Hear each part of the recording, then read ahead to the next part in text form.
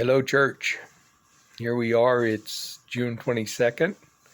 My little great-granddaughter Piper's birthday. She turns 6 today. I tell her, "Are you sure you're not 3?" "Oh, I'm 6. 1, 2, 3, 4, 5, 6." I love teasing with the kids. But anyhow, we're just looking at this book of James. But I got a couple of things. Leon will be receiving the fireworks and getting that set up and going here momentarily. I mean, it's coming up fast, and we'll have that all set and ready to go. And we're going to culminate the fireworks sale with a big barbecue. We're going to invite the entire community. We're going to do hamburgers and hot dogs and whatever else we can find, so we can just share on Independence Day, share with our community the love that God has for them. And it will be God's love, because we are just vessels. We are just containers of His love. He's given us so much mercy and grace, covering a multitude of sins with the blood of Christ. And so that's the blessing that we're having. We'll be announcing it a little more fully here very soon, but it's all good, and knowing that we're in the community, striving to do as much good as we possibly can.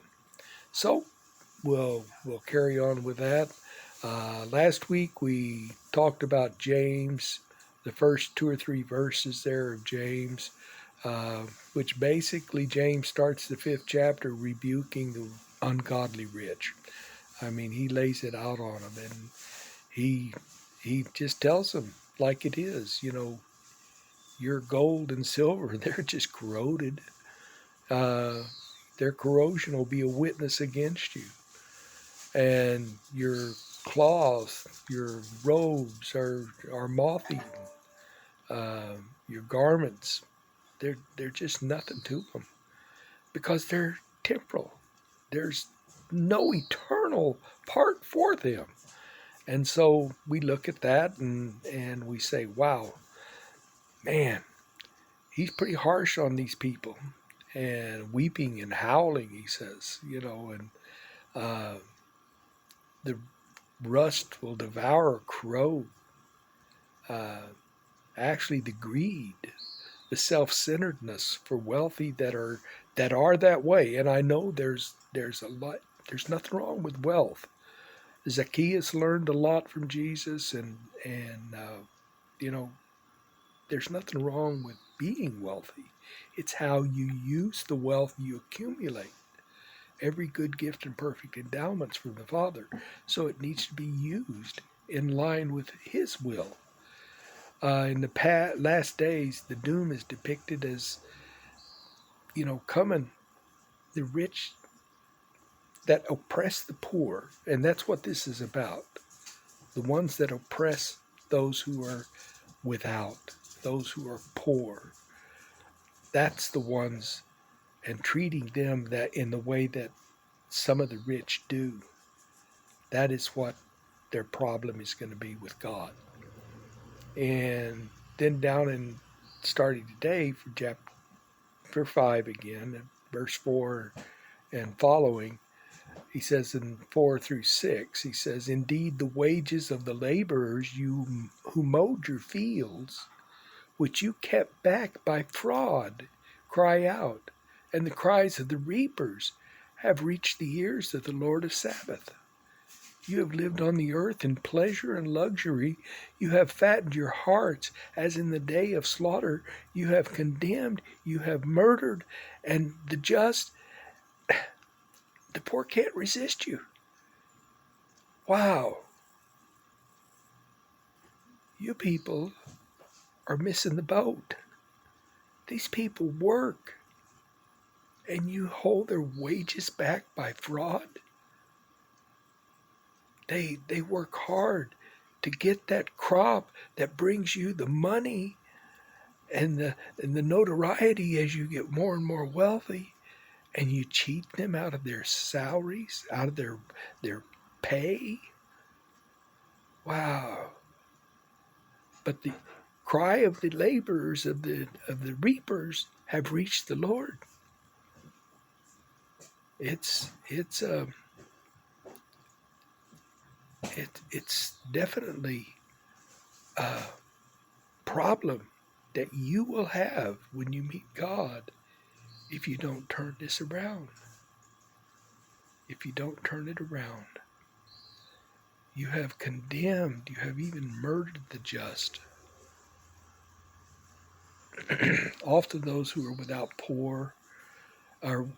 power, those poor in the world have little satisfaction from justice, yet God hears their cries.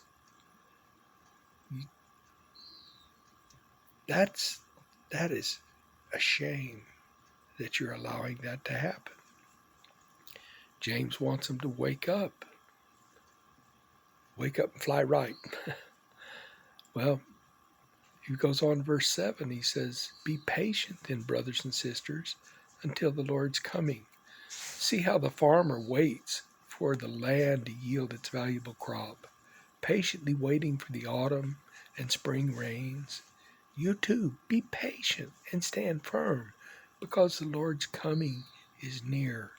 Don't grumble against one another, brothers and sisters, or you will be judged. The judge is standing at the door. Brothers and sisters, as an example of patience in the face of suffering, take the prophets who spoke in the name of the Lord. As you know, we count as blessed those who have persevered. You have heard of Job's perseverance and have seen what the Lord finally brought about. The Lord is full of compassion and mercy. Above all, my brothers and sisters, do not swear, not by heaven or by earth or by anything else. All you need to say is a simple yes or no. Otherwise, you'll be condemned. Be patient. What is love? Love is patient. Is that a difficult one for you? There are times it's difficult for me to be patient and wait on the Lord. I want to take the hinges off that door and open that puppy up and get through it. But if I wait on God, man, things come out so much better. I mean, it really makes a difference. Well, be patient, brothers and sisters, until the Lord's coming. He is coming. The day is drawing near. And we have to understand that.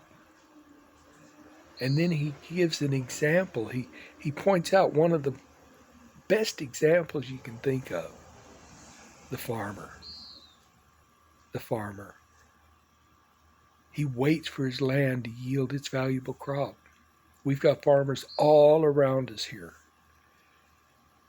And they go out and they cultivate and they plow and they plant, and then they have to wait. Some of them that have access to it have water, and they water the fields and keep it going. That works out real well for them. And others, sometimes, I think of Montana. We spent so many years in Montana. And the dryland farmers up there, they really had a job because they had to entirely rely on the rains in the spring and summer, or in spring and fall. They had winter wheat and they had spring wheat. And, once they planted it, there wasn't anything in their hands. The heat would come from the sun and the rain would come from the clouds. But those farmers, they were patient as it grew. They went out and checked it. They did what they needed to do. But that's what he says, living a Christian life is that same way. It's patient. You know the reward. The farmers look forward to the harvest. And as a Christian, you know the joy and the hope in your heart. A hope Not a hope so, think so, maybe so, but a confident expectation of what God's got for us. And James is reminding them, just as the farmer waits patiently for his crop, you do the same. Be patient. Stand firm, he says. The Lord's coming is near. Don't grumble against one another, brothers and sisters, or you'll be judged. That is so true. Grumbling against one another. I look at all the different denominations, and I've got brothers and sisters in all of them. All of them. They grumble about each other. They grumble within their own tribe. They grumble and disparage any opportunity they have. You don't do your worship right. We do it better. You don't do this right. We do it better. You know, there shouldn't be this kind of conflict in the body of Jesus. Jesus' prayer was that we would be one as he and the Father are one. Yet look at the differences. And it's not so much that somebody has a different opinion. That's okay. I mean, we all have opinions. And yeah, we can go right to Scripture and verse and put it down and show you where you're wrong. But have you really looked into the historical fact of that? This letter was written to people 2,000 years ago. It was written to people in a culture that we have no idea what it was like. We in the Western world have no idea what things were like in Israel, Jerusalem, the Roman Empire, in that part of the world, and what was going on. We have no concept of what it was like. And so much of what they address in these letters is pertaining to the culture and the times that they were living in. We are to take the lessons of this and use them so that we don't repeat that, so that we don't become grumblers against one another, that we love one another as Christ has loved us. Even our enemies, those who are against us, we're called to love them. Don't do that.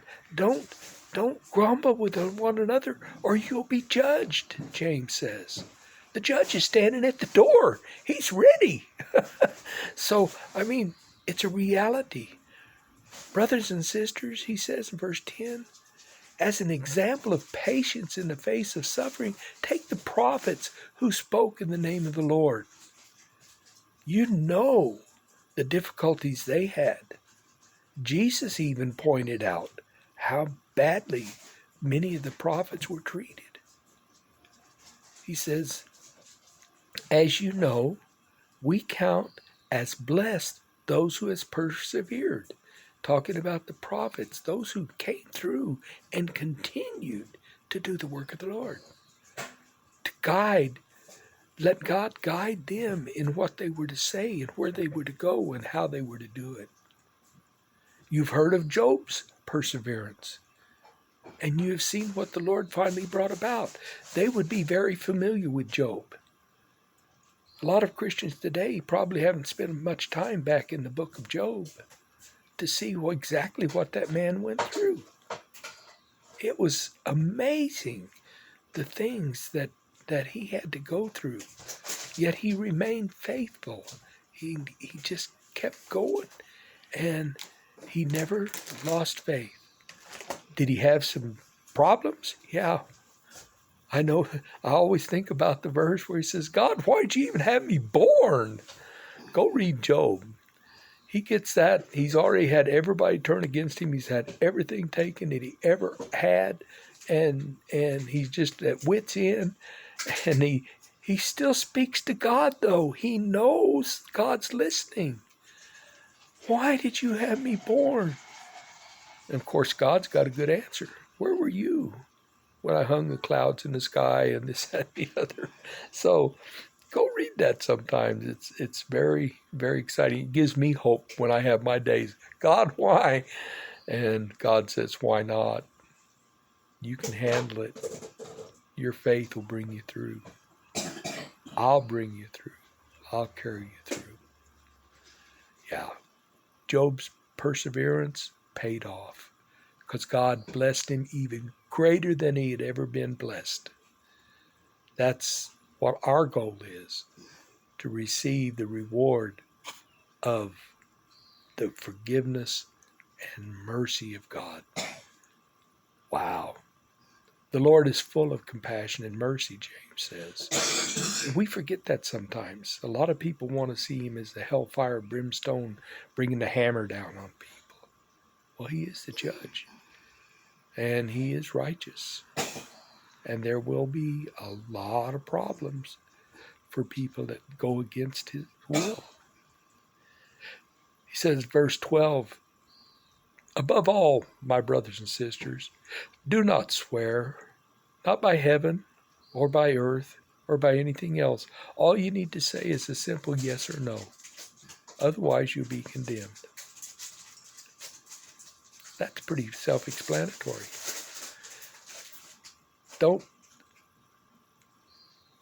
Don't swear about things. It's okay. Your yes should be yes, and your no should be no. Well, I'm already over my 15 minutes that I wanted to try and keep these at, so we'll come back and revisit 11 and 12 here briefly next week, but then we'll pick up with verse 13 and go from there. Thank you for being here. Thank you for listening, and share these. I don't know if there's anybody that'll help, but God willing, it will. We love you and pray that God will bless you richly. Have a great week. Look forward to seeing you Lord's Day.